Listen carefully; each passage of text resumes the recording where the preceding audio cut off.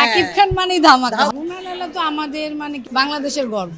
আমরা টোটাল 11 জন আসছি আর প্রিন্স মুভিটা দেখতে আসছি। ঈদের পরে একটা বিনোদন, সবাইকে নিয়ে একসাথে ঘুরবো। তারপরে সাকিব খান আর সবাই একসাথে ঘুরতে পছন্দ করি আমরা। শাকিব খানের অভিনয় ভালো লাগে, মানে মোট কথা ওর সবকিছুই ভালো। ট্রেলার দেখে তো খুব ভালোই লেগেছে। বরবাদটা দেখেছি, তুফান দেখেছি, তাণ্ডব দেখেছি, প্রিয়তমা দেখেছি, ওর সব মুভিগুলাই আমাদের দেখা। আল্লাহই জানে, মনে হচ্ছে যে এটা কিছু করবে প্রিন্স। প্রিয়তমাটা দেখেছি, বরবাদ, তুফান, ভালোই লেগে। সাকিব খান মানে ধামাকা, হবে তো ধামাকা। কিচ্ছু হবেই। আর ফারিন তো খুব ভালো অভিনেতা। ছোট পর্দায় তো সবসময় নাটকে দেখি ওকে, এখন বড় পর্দায় দেখি ওকে কেমন লাগে।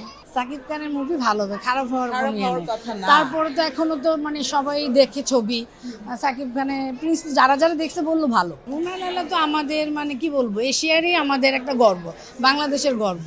তো ওর গান তো গানই, ওর তো কণ্ঠই অন্যরকম, আল্লাহ তুলনাই তো হয় না, আসলে ওর তুলনা নাই।